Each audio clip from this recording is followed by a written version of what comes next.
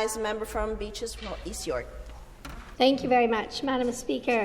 Good afternoon, everyone. I will be speaking about Bill 162 today, the Get It Done Act, the Get It Done Wrong Act, the Get It Undone Act 2024. So what I'm really tired of is this government's obsession with sprawl.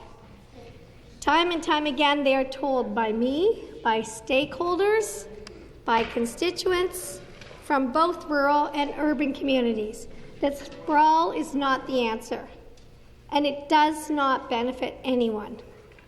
Other than the developers that these policies line the pockets of, Bill 162 came through the committee I am luckily still a member of. Time and time again, we heard from many stakeholders, from all industries and walks of life.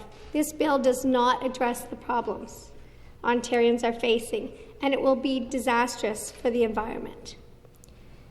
We heard from Environmental Defence, the Motor Vehicle Retailers of Ontario, the Grand River Environmental Network, Greater Ottawa Home Builders Association, Ontario Home Builders Association, and many more people to look at provincial lands, which is something I have yet to hear about in this chamber. I mean, that is the lowest hanging fruit. The easiest thing to do is to look in our own backyards. We're so worried about everyone else's backyards.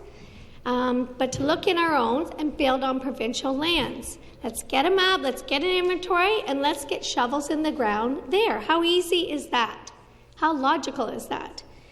Looking at avenues, zoning them, we'd love for the MTSAs to be signed off on by the Minister of Municipal Affairs and Housing, but as I said this morning, we'll wait for the cows to come home before that happens.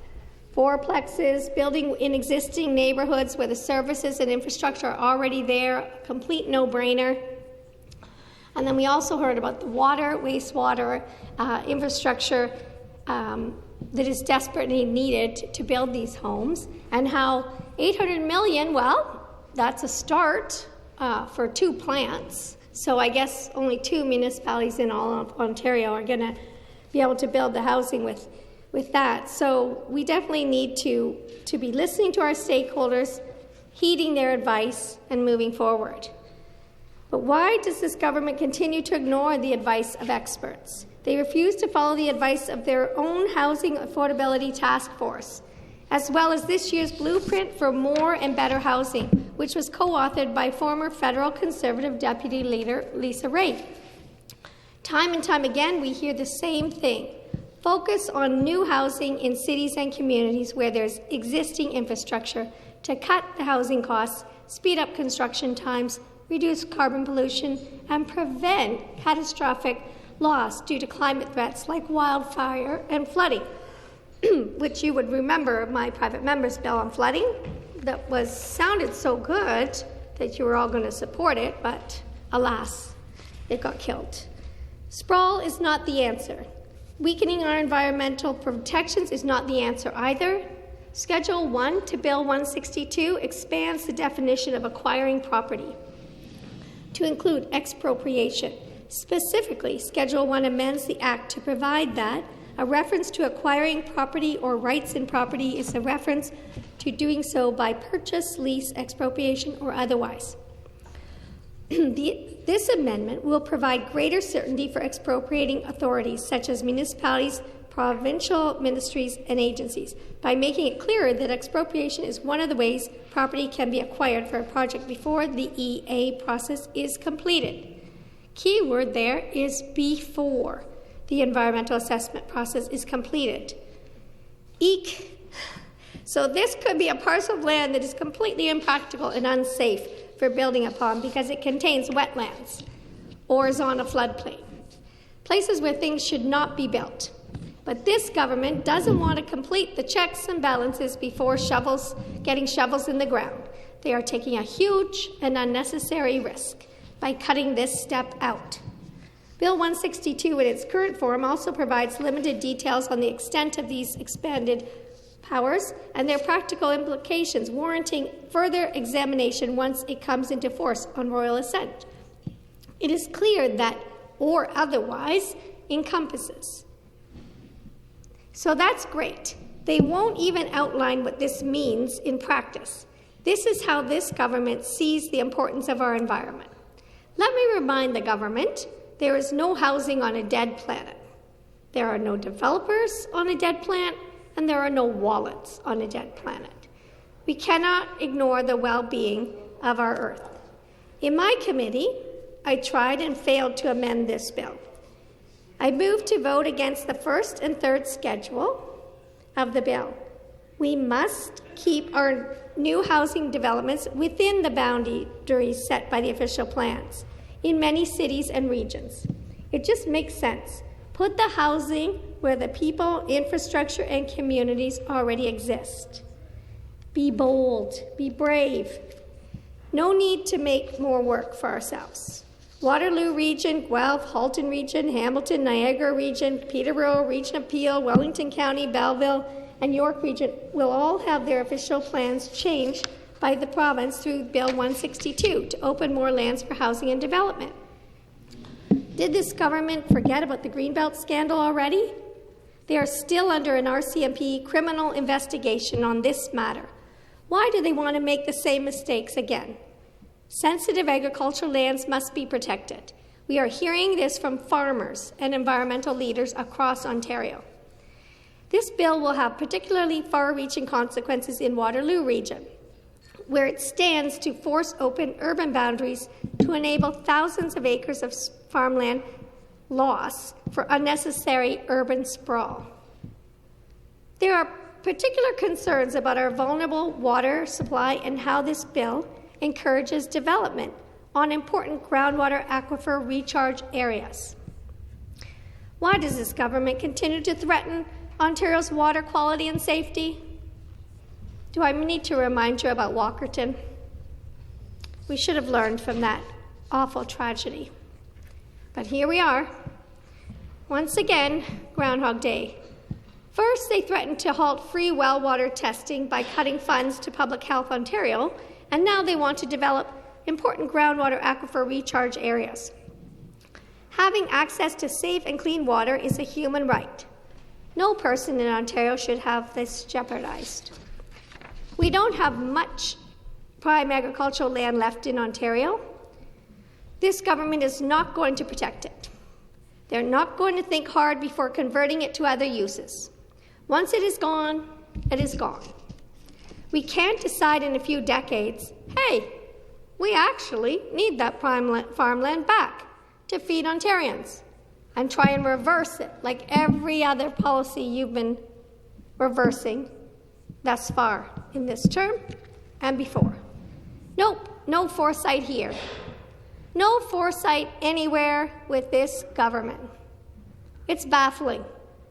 Sorry, Ontario. That's what you got. Thank you. Questions?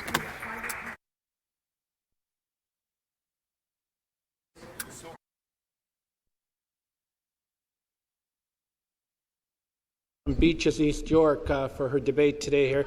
And, and I like her support about building around transit. I want to thank her for agreeing that we should build around transit and around transit communities, like on corridors like the Lakeshore Corridor.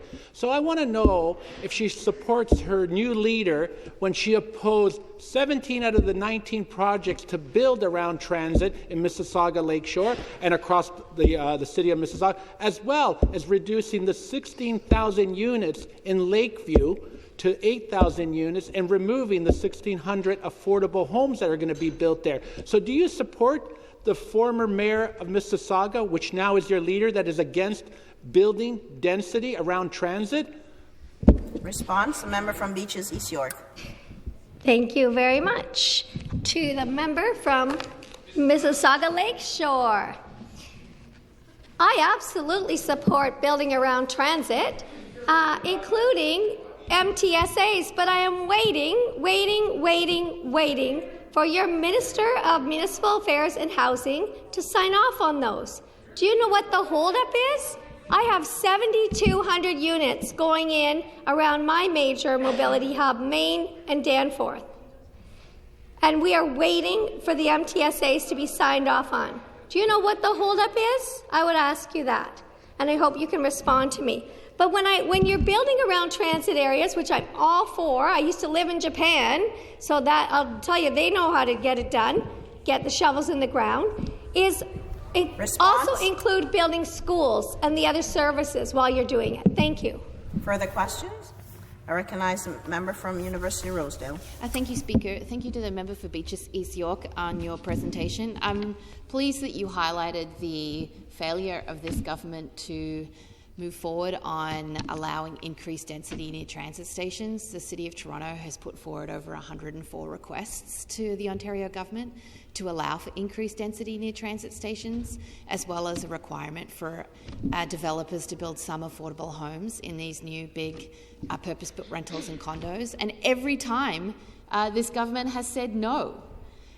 What would you like to see this government do to increase density in areas already zoned for development? And I'd like it if you could touch on the affordable housing piece, because this government doesn't ever touch on the affordable housing piece. Response, Beaches East York. Thank you very much to my colleague. That's a great question, and I know you are a yes in my backyard, YIMBY representative, especially in your neighbourhood. And yeah, so this government is not focusing on building where existing infrastructure is. So along avenues, just build them up, European style, 8 to 10 stories as of right. Just be bold and brave and do that. And when you have land, like Metrolinx had at 8 Dawes Road, don't have a provincial agency sell it off without having 1 ounce of affordable housing in the sale. That is your own agency. Can you not control them? Quick question, quick response. I recognize the member from Mississauga-Malton. Thank you, Madam Speaker, and I really want to say thank you to the member opposite when she was saying today becomes a history tomorrow, and so we cannot recover that back. So it's something which I want to talk about. People of Mississauga-Malton and Ontarians are right now going through affordability crisis. And when you talk about the affordability crisis, you talk about the gas prices. When you talk about the gas prices, we talk about the carbon tax. I know we don't have much time, so I want to give the opportunity to the member opposite to let us know if you really believe in the people of Ontario, if you really believe in the resident of your community, are you going to work against the carbon tax and support this government? Thank you. Quick response, Beaches East York. Thank you very much to the member for Mississauga-Malton. And, you know, what I want you to do is be honest with Ontarians as to the reason we have a carbon tax, and that is because your government cancelled the cap and trade. So why don't you put that out on billboards? Why don't you put that when the Leafs are playing? Why don't you put those ads up there, Go Leafs Go? Put the ads and the true story. We have a carbon tax because your government cancelled cap and trade. Period.